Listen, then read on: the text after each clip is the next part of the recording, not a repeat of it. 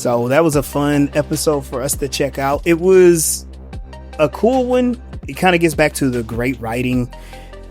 Honestly, these last couple of episodes have been doing that, getting back to like that great award-winning writing for Babylon 5.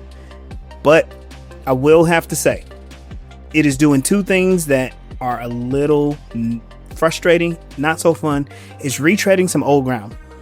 And it's not the worst thing in the world. It's not the worst thing in the world. It's just one of those things that's like, either A, we should have explored these a little bit deeper in previous seasons, or B, we should have moved on to the next thing.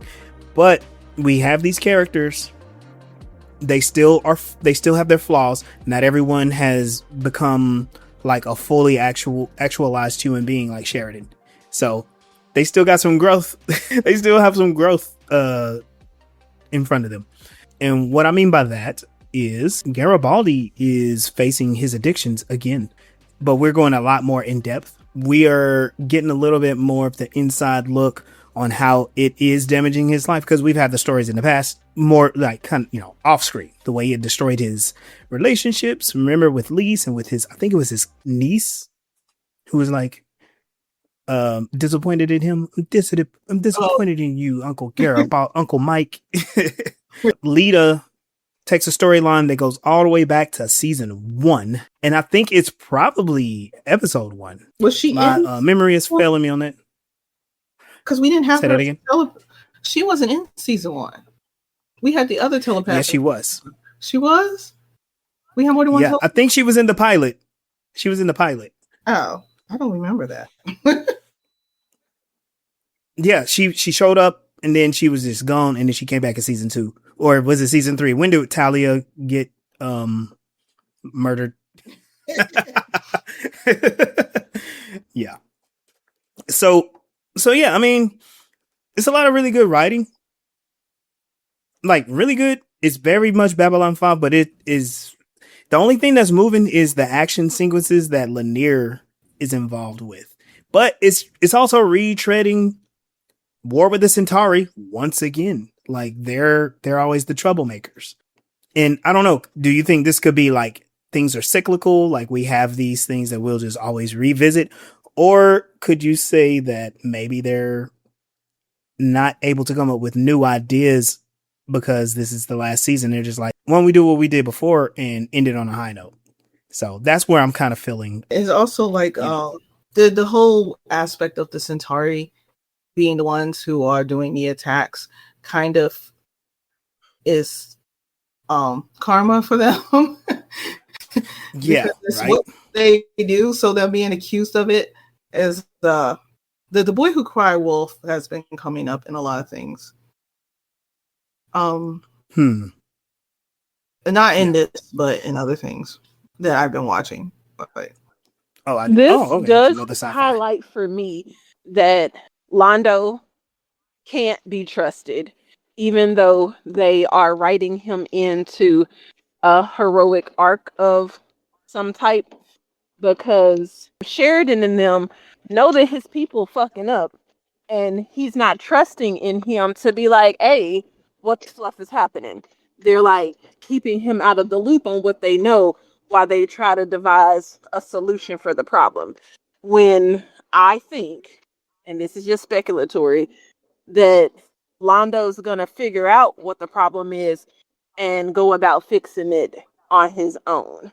And then that's gonna show, more character positive traits in his direction, that, he's really changed from being the fascist warlord monger that he was 4 seasons prior. Okay, so let's get into this. So we immediately start off hot. Garibaldi is having like a nightmare. He's watching his friends die. He's carrying a giant gun, but he's talking to himself, and he's trapped, and he's basically telling himself that this is what you always do. You suck as a person. This is what you always do.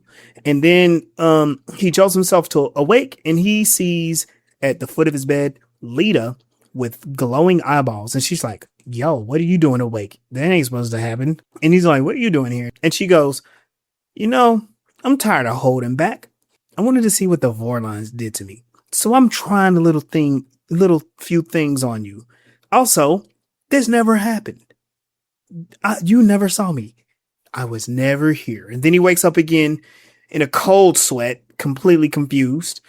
And then he gets a ring at his door, and in walks Lise Hampton Edgars, his ex-girlfriend who disappeared at the end of last season.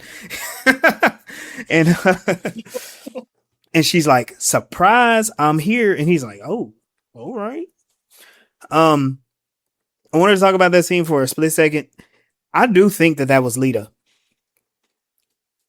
I don't think Garibaldi was dreaming. I think she was in there messing with him. And I think it may have activated his the part of him that was programmed, or the part of him that tries to protect himself from being programmed. And he doesn't really know, like, did this happen? Did it not? It was a dream. But I feel like he had like that whole telepath manipulated me dream. And I think it was real. I think it was really her in there messing with him. And besides, what nicer person should it happen to than Garibaldi? I thought when we were discussing it earlier, you mentioned that he self-sabotages. Ooh. And in the dream, he's basically self-sabotaging. He's destroying everything that he cares about. He's watching himself destroy everything that he cares about as he's being consumed by the dream. Oh, wow. And there was so much metaphor that went with what he's going through that I don't think Leta would know about. He's also part of the reasons why he's drinking now is because he doesn't feel like he's in control. Like, drinking is the only thing that he can control. He controlled getting drunk after being manipulated by Bester. Yeah. Bester. I'm saying it like he was right. Yeah, like a Euchre Wessel. Oh God. Why can't you fall into a vice that is not so harmful? You could be in control of your workout plan and getting abs. Like, why it gotta be alcohol? Because that stuff is powerful. Because he's self-destructive. Oh yeah. And he doesn't want to remember. I've had some times in my life where I felt like I was being alcoholic, and it was because I did not want to exist as I was. And alcohol makes you not exist as you are. Yeah. Well, I can accept that explanation a whole lot better than this. I'm trying to be in control of some shit. Like, no, you trying to dull the pain. Yes. Of some shit. Absolutely. Yeah, dulling the pain is the only control. And we'll jump more into that in that scene where they have that conversation about it. In this part of the story, we got a lot of setup because Lise spends some time talking about, okay, this is a surprise visit. You gave me a key. You said I could come by, because he was all like, what are you doing here? And she literally wasn't in the show for half of this season. She was just gone, you know? Yeah, for real. What are you doing here? Anyway, so there, and she's like, bro, you look like trash, and you're normally out of bed doing stuff by this time. You look terrible. He's like, don't worry about it. Let's spend some good time together. Let's make up for old times. So they do their thing. Delenn is in her office receiving a secret call from Lennier. If you remember, Lennier is on a secret mission. She sent him on a training mission with the. She sent him on a training mission with the. Sorry, I can't even talk. She sent him on a training mission with the Rangers. He knows everything that he needs to know. He probably knows more than the captain, but his whole thing is to be there to spy on the Centauri. And so they're intercepting a transmission, but they can't find the origin of it. And Lennier is working on it, trying to decode it. He's like, the longer it takes, the more lives that are lost. But he suspects that there is a base that's nearby. And so he's trying to come up with a way to follow the transmission to discover whomever is sending it. Now, remember, this is the Centauri. It's the Centauri that are doing all of this, but they're trying to get like concrete evidence, like it's them. We switch back. We see that there's Leta, Patricia Talman looking all gorgeous and stuff, which I was on her Facebook and her Instagram. She looked great. She's in her 60s and she's doing like some coaching and stuff. She's doing a lot of really cool stuff. Anyway, I had to nerd out for a second. She's trying to convince a businessman to employ rogue telepaths, and he's like, man, I don't think we can do that. One, besides, we got telepaths. We've done these deep range, deep space expeditions before. And she's like, yeah, but that was only with one telepath. You would have access to like 200. But ultimately, he turns it down because he's like, our insurance won't cover rogue telepaths. That's pretty much it. And if anything goes wrong, Psychor will come after them, and they just can't do it. His whole thing is like, you need to find somebody who doesn't have the same restrictions that I do. And she's like, oh, that's a good point. I know exactly who I'm going to go to. And so she goes up to the Babcom station and she's like, give me Ambassador Jakar. Because he has more power and resources. Also, if we remember from season 1, he's the one that actually went to her to proposition her about getting access to telepath DNA in a very colorful way. This is setting up a conversation that's going to happen a little bit later. Londo and Veer, they're having issues with their scheduling. Basically, they've done everything for the day because all the other ambassadors have canceled all of their appointments with them. And the whole thing is all the ambassadors have decided they're not going to take any meetings until they figure out who's been attacking the shipping lines. And Londo is just like, I mean, that's fine, but I don't know. And Veer is very suspicious about the whole thing. We get the conversation between Garibaldi and Lise. So Garibaldi is showering. This is after their morning activities. And Lise is in his quarters snooping around. I don't know what she's looking for. Something, I guess, to make coffee or whatever. She opens up a cabinet and she pulls out a half bottle of liquor. Some liquor. And she is pissed off. Garibaldi comes out. She's like, what's this? He goes, oh, that's nothing. Don't worry about it. It's nothing. And they have a bit of a throwdown because Lisa's like, you told me this stuff destroyed your life. Now you're telling me that you're drinking again and I'm not supposed to expect you to spiral out of control. And this is where we have the conversation. He talks about how his life has been screwed up since the war. He's been controlled by a telepath, by Besser of all people, and he absolutely hates that. And he feels like he's not in control of his own life. And so the only thing that makes him feel like that is drinking alcohol. And she confronts him about that too. She's like, what do you mean? And he's like, look, when I'm drinking, it's either the alcohol's in control or me. And I'm going to let you know, me deciding to drink puts me in control. And that is a wild justification and rationalization for his alcoholism. Because he's like, because I'm deciding to drink, I'm doing a thing that I'm decided to do. The rest of it doesn't matter. Yeah, because he doesn't feel like there's anything else that he can control in his life.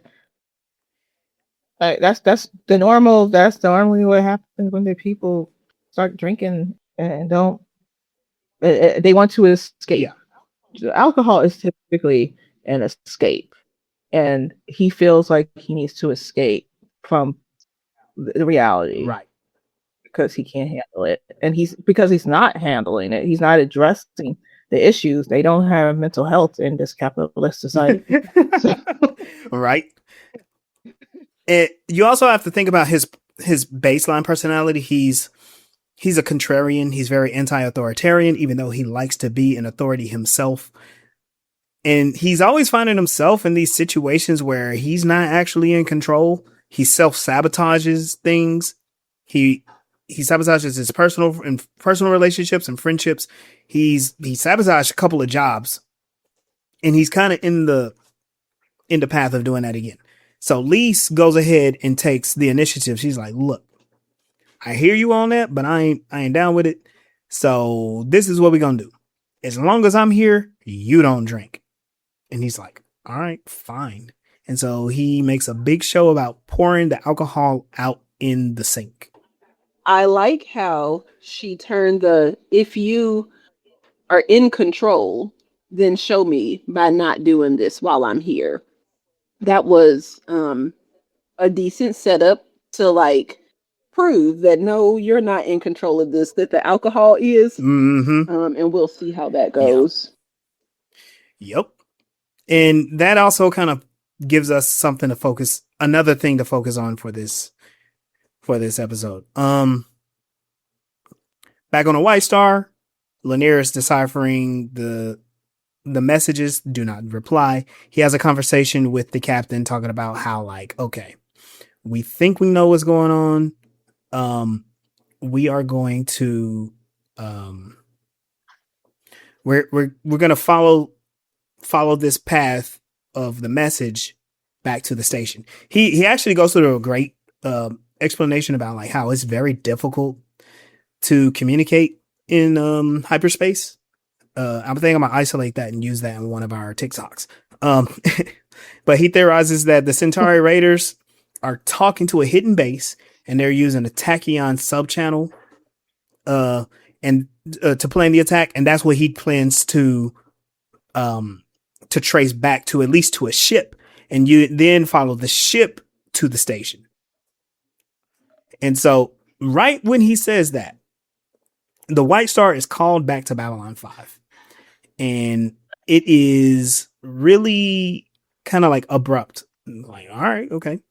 And back on Babylon 5, Sheridan walks in, he's stomping and he's angry and he's confronting Delenn, and he's all like, and she's like, yeah, who called Lennier back? And he goes, I did. I called him back. And she's like, why? And he goes, because you authorized him to go and spy without any of our without any of our knowledge. Like that's against the Alliance. And then she just flips it around on him. Shit, you gave me the authority to do that, and you're right. I did. Because that's my shit over there. I ain't got to tell you nothing. And then she was like, I owned up to mine. Now it's time for you to own up to yours, because you didn't send him because he's one of my friends. And he's like, I mean, yeah, he's one of your friends. Dag nabbit, why'd you steal my thunder? Right, women and hawing, because that's what women do. We saw this argument coming 30 days ago when we made the decision. We already knew how to get out of it. What the hell? Come on, yeah, you should have did better than that. Yeah, Delenn doesn't do sneaky stuff unless she like knows her way around it. Like she's really good at doing sneaky stuff, and it is a conflict of interest to put Lennier here, but she is right. He does know the Centauri better than any of the other Rangers. Yep. I don't know why the Centauri helps in this situation. I mean, yeah, right. And then the whole thing is like both of Sheridan and Delenn, they're on the council board, and they have to deliver results somehow. And so like having a secret mission or secret agent like Lennier does help, but it also, like, if that gets figured out, that's gonna also blow up in their face. So Captain Montoya, he's all like, hey y'all, I don't mean to interrupt y'all's little lovey-dovey session, but Lennier took a ship and disappeared. Bro is gone. And he took a little fighter ship and he jumped into hyperspace. In hyperspace, he records a log. He talks about how, like, okay, we're going to figure out how to find this secret base. But in the meantime, I'm going to lower my life support and I'm going to go into a meditative state to save oxygen. And he use the secretive training that I just learned to get the actual job done. Right. Let's go. It's the secret technique he used in the last episode. It's great. While that's going on, we see that G'Kar and Leta have their conversation. G'Kar is like, it's been a while since we talked. This is, how long has it been? And she points out, like, yeah, it's been 6 years. He's like, gosh, 6 years? Which is funny because we're in season 5.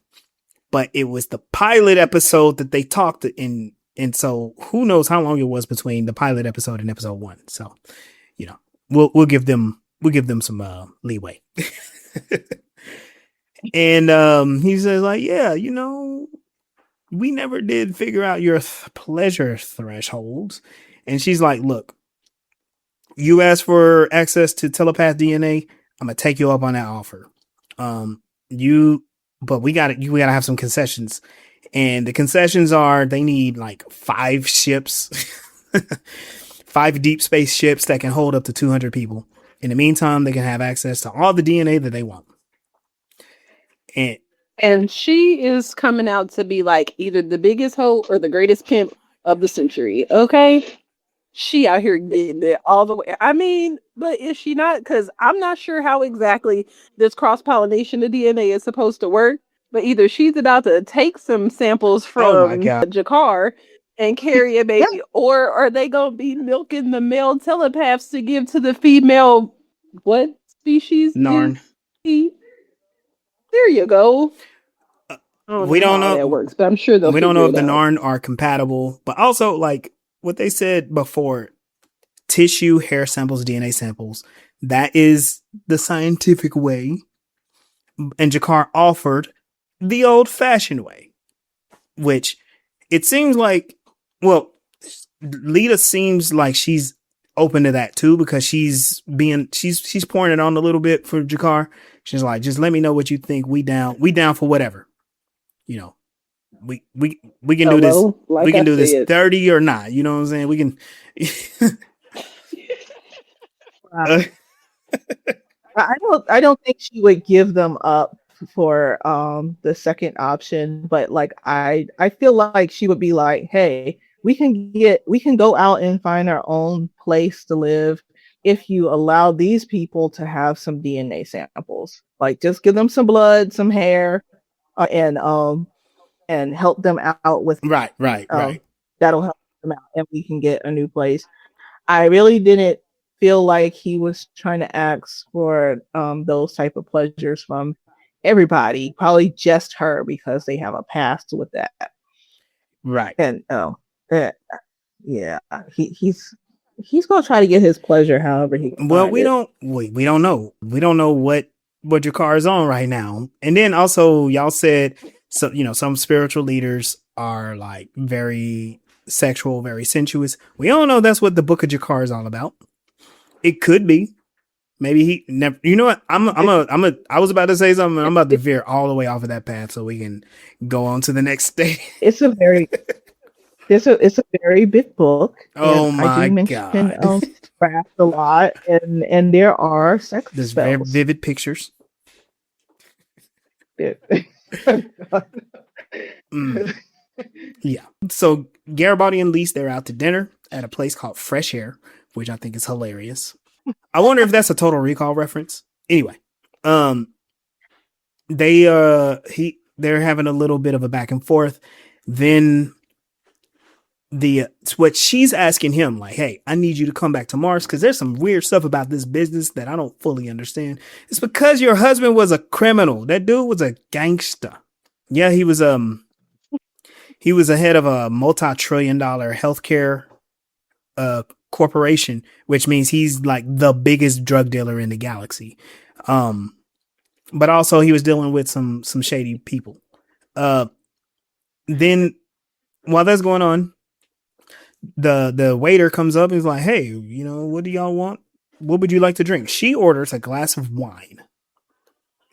I wanted to reach through the television and slap the hell out of her. How dare you? Mm-hmm. Like, demand of me. One, that you made a demand. Hello, did nobody invite you here?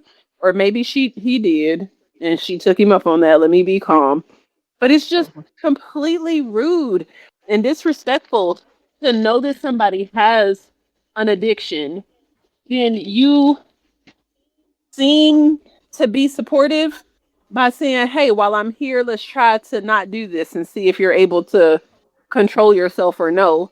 and then be the one to order alcohol in front of this person.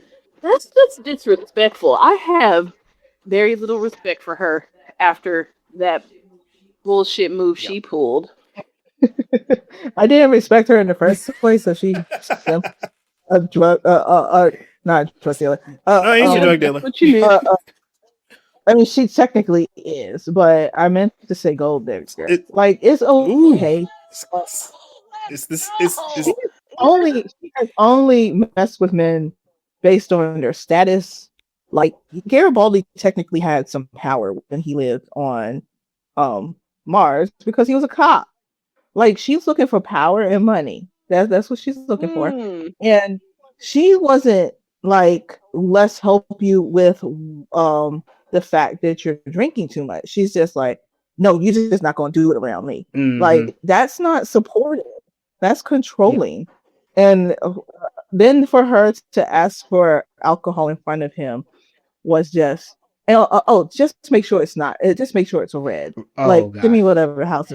It was just so, I don't even care about the wine. It would have been like, oh, wow, they have this here. I love this. Like, I would very much like to just have a taste of this. It would be good with whatever I'm eating. You haven't ordered anything or nothing. Like, you just like, oh yes, dinner, wine. And the waiter is doing the same things. Like, yeah, you're supposed to be acting for alcohol with your drink. Like, the disrespect from the waiter. Oh, that dude was out of line completely. Question asked, question answered. I do not like repeating myself. You asked me what I wanted to drink. I said coffee. And if you don't think that that's the right answer, then move around. This is not a pop quiz, fool. I'm paying. I told you what it is. Do your job. I like how the waiter was like, what would you like to drink? He's like, I would like a coffee. He's like, great, coffee for later. What would you like to drink? Bro was like, he was not taking that for an answer. Just like, you know what you like.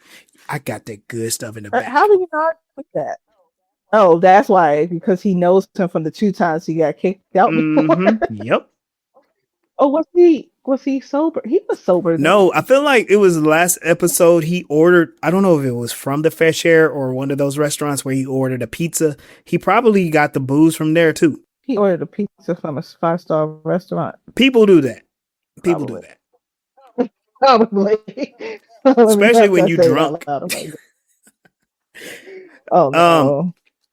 So then Garibaldi, he pretends that his coffee is terrible, and he actually he leaves and he sneaks some alcohol in it, and the waiter is like, I knew I was talking about what you wanted. Okay, next time I'll just make sure to use the code word. Like, and Garibaldi didn't care. Sheridan and Delenn, they received the update from Montoya that Lennier is missing, and he really only has like 6 hours of air. And even if he used his meditation techniques, he would have run out of air by now. And they're like, well, how long has he been gone? He's like, yeah, he's been gone for 48 hours. Delenn is devastated. Yikes. She's like, oh no, is my friend dead? Yeah, that's 12 hours over how much air he had, because he only had 36 hours of air in there. Right.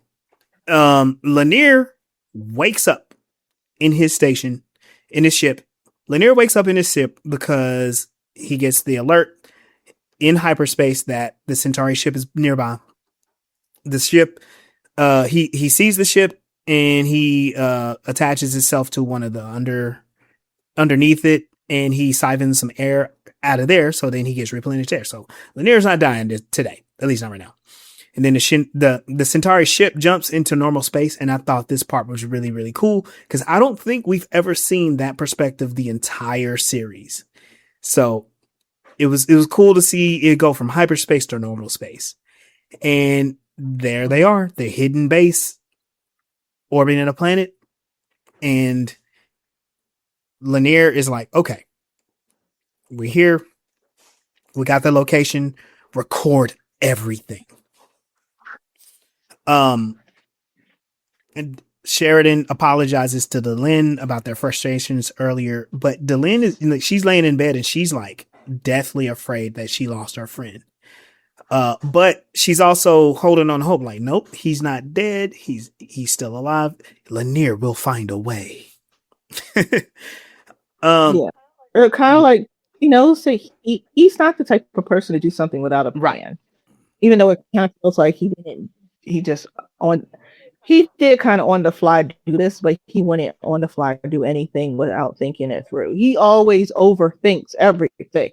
Yep. So it's hard to believe that he went out and did this, not knowing where the base would be in one of those little fighter things, knowing that he doesn't have enough air to get to most places, and not have some type of plan to come back with that information. Because he risked his life to go out there, not just to die, but to come back with the information we needed.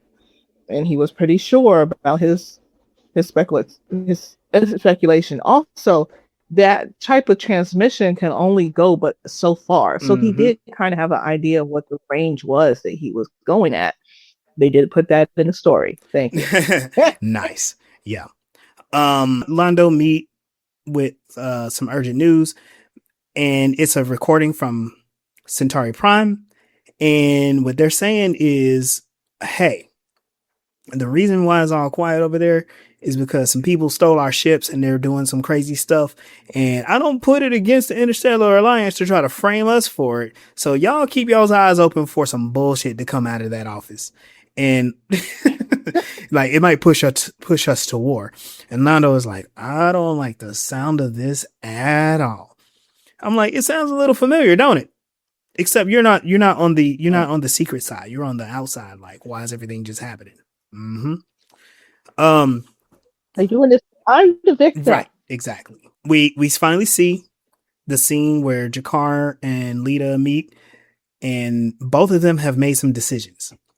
G'Kar's like, look, our government has agreed to your term. Our government has agreed to your terms, but there's one thing that we really need. We need your telepaths to spy on the other ambassadors. And Leta looks devastated. She's like, okay, fine, I'll do that. And then she's about to walk out the door. She's like, no. Look, I may have been prepared to trade carnal exchanges with you, but I draw the line at being a spy. I got dignity. I got respect. I got standards. I can't do it. And she's like, as much as we really need this, we got to walk away. And G'Kar goes like, the answer is yes, we'll do it. And she's like, why? And G'Kar goes, if you said yes, I would have removed the offer altogether. I needed to know how far you were willing to go. And the scene is how you are trying to preserve your dignity. We'll give you everything you want. Deal sealed. So we got a nice little happy ending there. Lennier, who is still attached to the Centauri ship, he records the entire thing that he sees, which is the Centauri ships go and they destroy a Mercury vessel. They decimate this thing. And the thing is, the Mercury is trying to contact them. It's like, hey, look, we're not armed. We have women and children on board. And the Centauri ships don't care. They destroy everything.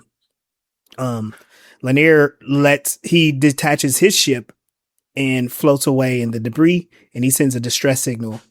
And he keeps, instead of him turning away, he watches the destruction that was left behind of the Mercury ship. And that is wild to. Well, he had to record. Yeah, he recorded it, but he didn't enter back into meditation. He didn't go back. Yeah. And so we're getting close to the end of the episode. Captain Montoya, he informs Sheridan and Delenn they found Lennier. He's alive. He can barely walk and talk and stand, but he's still alive. And Delenn is overjoyed, and she's completely overcome with emotion. She runs out of the room and she just has her breakdown in the hallway which for a second, I'm like, is she crying or is she smiling or what? I think she was smiling, but it was just super emotional. And she turns around and she sees Londo in the hall. Londo, who just, bro always walks around looking bewildered at everything, right? And he's looking at her. He's like, y'all, I don't understand. What are these emotions you keep showing? Like, and she walks up to him. She hesitates for a second, and then she just embraces him. And he's just like, what is this? And she says, I just had to, because after today, I don't think I'll ever get another chance.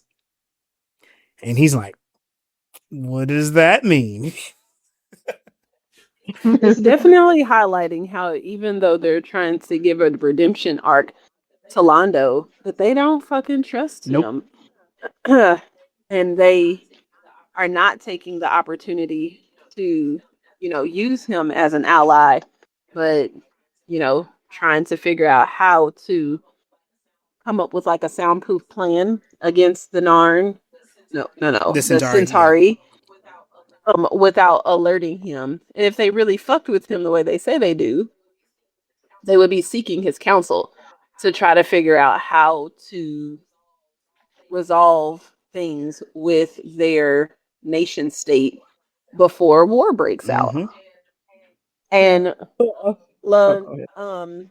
what's his fucking name?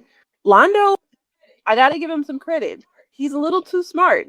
And he's manipulated people and come from a line of manipulators so long that he's gonna figure this out and be the one, and this is speculatory again, he's gonna be the one to fix all the shit. And that's what's gonna finally show that he can be trusted and now he's a hero instead of the scumball face that he's been for the last 4 seasons. Scumball. But he's been so untrustworthy for so long that even though they feel like he doesn't know what's going on, we still can't trust this information with him.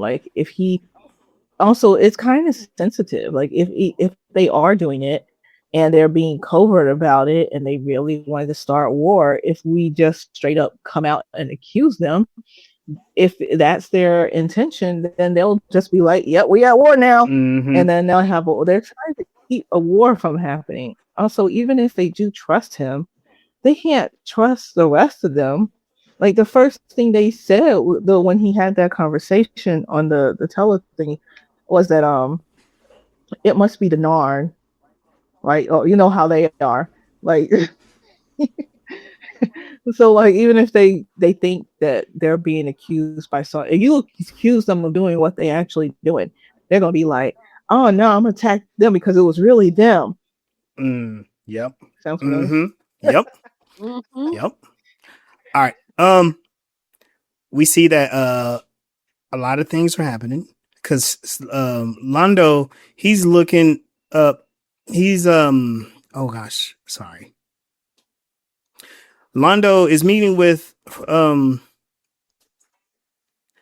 Veer, kind of like in the Zocalo or something like that, and they're wondering why did Sheridan call this last minute meeting and we weren't invited, and they're just kind of confused about the whole thing, and they turn around and look, there's Garibaldi having a conversation with Franklin. Both of them peer back at Londo kind of suspiciously, and they both walk off. And they're just like, yeah, something ain't right about this. And what we, I kind of got these mixed up, but what we see is right when Garibaldi was about to get himself ready to leave or tell Sheridan he's going to leave, Sheridan calls him and is like, look, I'm going to need you right now more than ever.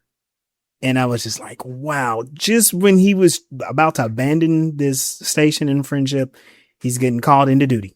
Yeah, Londo and Franklin were talking, and Londo was like, hey, you're not going to be using this medical data as a weapon in the future. And he's like, of course not. What do you think we are? And then that's when the meeting was called, and that's when they were like, yeah, everybody can go but you. And then we see the scene of Garibaldi and Franklin kind of whispering to each other, peering over their shoulder, looking at Londo and Veer. And then we quickly switch, and Garibaldi, he walks into his quarters. There's Lise, and he just looks at her and he abruptly goes, "Leave." And she's like, "What?" Now, when he said that, I thought there was going to be a like, "Hey, you too much trouble with my life. You came in here and disrupted everything. I need you to leave." No, he's like, "You need to go, because by this time tomorrow we'll be in war. So I need you to get as far away from this place as possible. And I don't know if I'm going to see you ever again." And she's just like confused. She's like, "What?" And then the show goes off. So we had a lot of deep stuff happen. It's very dramatic, and it was definitely shorter, but I'm intrigued and I want to see more. They knew how to write this in a way to keep people begging for more. So yeah. I only have just a couple minutes, but y'all got any last thoughts to drop on this episode? Nah, it was a super good one though. I enjoyed it. Awesome. It was interesting. I like the no, you got it. I like the metaphors for his self-destruction and alcoholism. Oh yeah. They made a good point of what is the irrationality behind it, and the lack of accountability, and why they rationalize the lack of accountability. But we ignore that there are underlying things that get you to that cognitive dissonance. Oh yeah. And they spent an entire season and a half getting into what are those things, what builds up to those. It's not just, "Oh, you are alcohol, you just need to stop." Right. Like, we got to see him be tortured by things that